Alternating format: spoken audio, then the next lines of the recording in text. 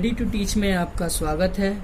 मैं मोहम्मद सजिल आज 6 क्लास की हिस्ट्री लेकर आया हूँ और ये पूरी बुक हम बाकायदा रीडिंग के साथ इसकी मेन हेडिंग्स के बारे में जानेंगे और चैप्टर के अंदर किन किन चीज़ों के बारे में वर्णन किया गया है इसके बारे में हम पढ़ेंगे।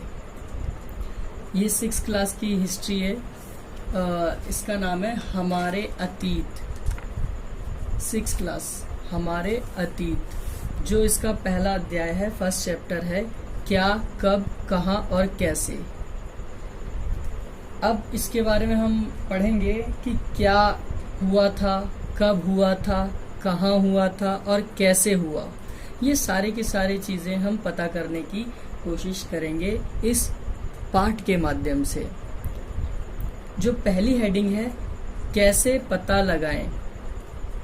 जब भी हमारे समाज में या हमारे देश में या किसी राज्य में कोई भी घटना घटती है तो उसकी जानकारी हमें या तो रेडियो द्वारा मिल जाती है, या तो टेलीविज़न द्वारा, या फिर अखबार के द्वारा हमें वो खबर मिलती है। और ये विस्तृत खबर होती है और पूर्ण जानकारी होती है। ठीक है, हम कोई भी खबर सुनते हैं अखबार के माध्यम से या टेलीविज़न के माध्यम से सुनते हैं और रेडियो के माध्यम से सुनते हैं। अखबार के माध्यम से हम सिर्फ खबरों को पढ़ते हैं। आइए अतीत के बारे में हम क्या जान सकते हैं।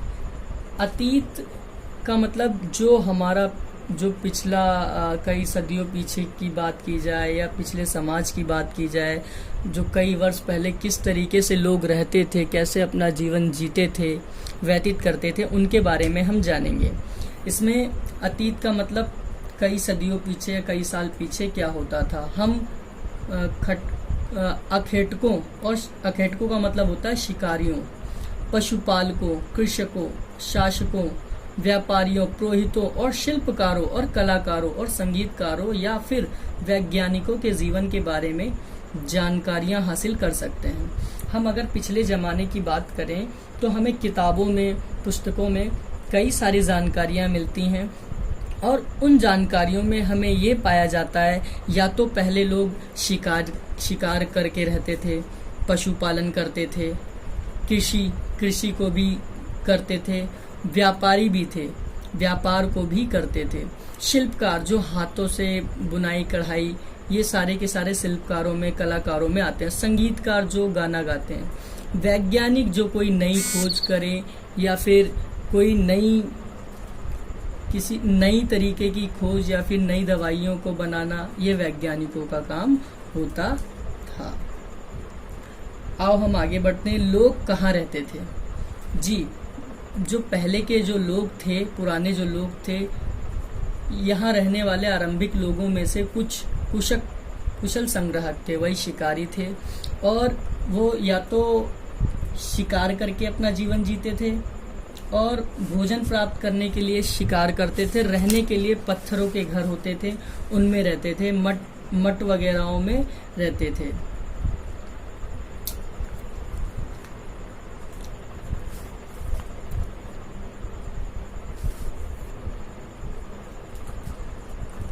हजार वर्ष पूर्व स्त्री और पुरुष ने सबसे पहले गेहूं और जौ जैसी फसल को उपजाना आरंभ किया। उन्होंने भेड़ बकरी और गाय बैल जैसे पशुओं को पालतू बनाना शुरू किया।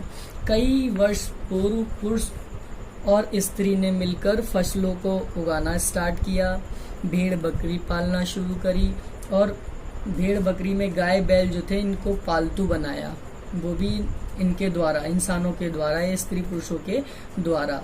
ये उत्तर पूर्वी में गारो तथा मध्य भारत में विंध्य पहाड़ियों का पता लगाओ। इस मानचित्र में इसके बारे में बताया गया है कहाँ क्या है। आइए अब हम आगे पढ़ते हैं। ये हेडिंग्स जो है इसे पढ़ते हैं। गंगा के दक्षिण में इन नदियों के आसपास का क्षेत्र प्राचीन काल में मगध नाम से जाना जाता था।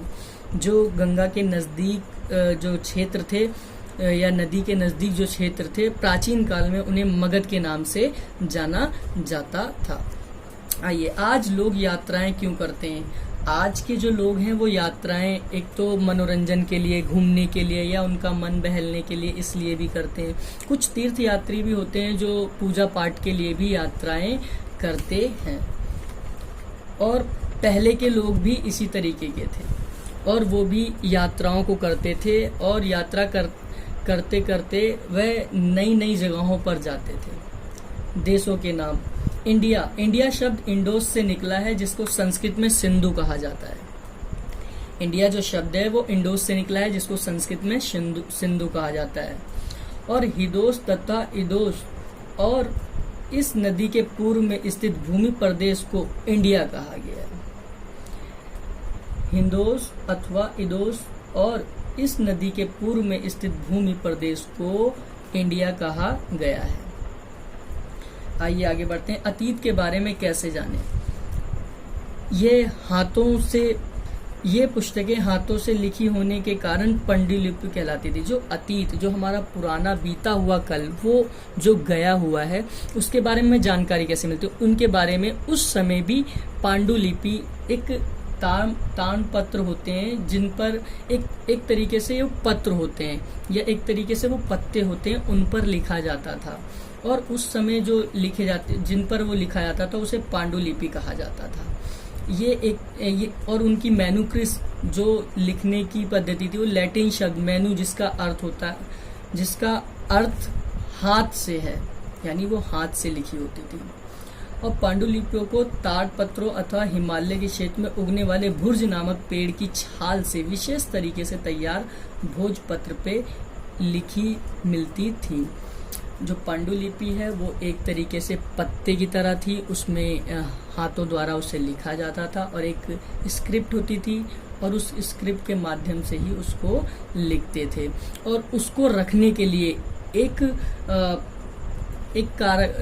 तरीके से अभिलेखागार होता था जिसमें पांडुलिपियों को रखा जाता था और उन्हीं से ही हमें पता चलता था कब किस टाइम किस राजा ने शासन किया, किस राजा का शासन कितने सालों तक रहा, कौन कौन से युद्ध हुए। ये सारी चीजें हम इन्हीं पांडुलिपियों में देखने को हमें मिलता है और इन्हीं में ही हमें सारी चीजें देखने को मिलती है।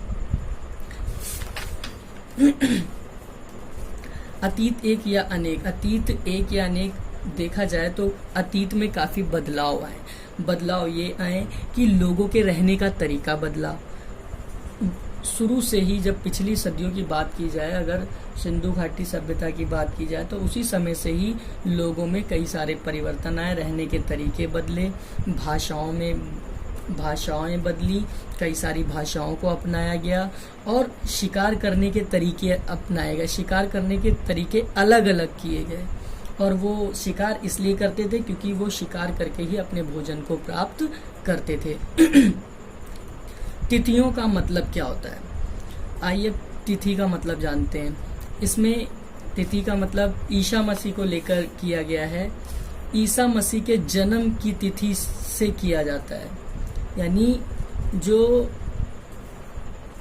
इसमें बताया गया है 2000 या इसी तरह का कोई और वर्ष बताओगे और वर्ष की यह गणना ईसाई धर्म प्रवर्तक ईसा मसीह के जन्म की तिथि से की जाती है। अतः 200 वर्ष कहने का तात्पर्य है ईसा मसीह के जन्म के 2 वर्ष के बाद से है। जिसे ईसा मसीह के जन्म के पूर्व की सभी तिथियां ईसा पूर्व से पहले, यानी ईसा के जन्म से पहले को ईसा पूर्व कहा जाता है और इसके रूप में जानी जाती हैं और इसी के रूप में इसे जाना जाता है। वैसे इसे ईसा पूर्व का तात्पर्य है बिफोर क्राइस्ट और एडी यानी सीई और बीसी का प्रयोग होता है और इस सीई अक्षरों का बिफोर कॉमन एरा के लिए होता है। और इस तरीके से ये चैप्टर फिनिश हो गया है और इस चैप्टर में टोटली इतिहास के बारे में बताया गया है। कब, कहाँ, कैसे, किस तरीके से लोग अपना शिकार करते थे, अपना भोजन करते थे और कौन कौन से राजा किस किस समय रहते थे, वह कौन सी लिपि लिखी जाती थी और उसका लिखने के तरीके क्या थे और किस चीज़ में वो लिखी जाती थी, इसके बारे में इसमें वर्णन किया गया है। जो अगला चैप्टर है वो है आरंभिक मानव की खोज। उसको हम आगे पढ़ेंगे।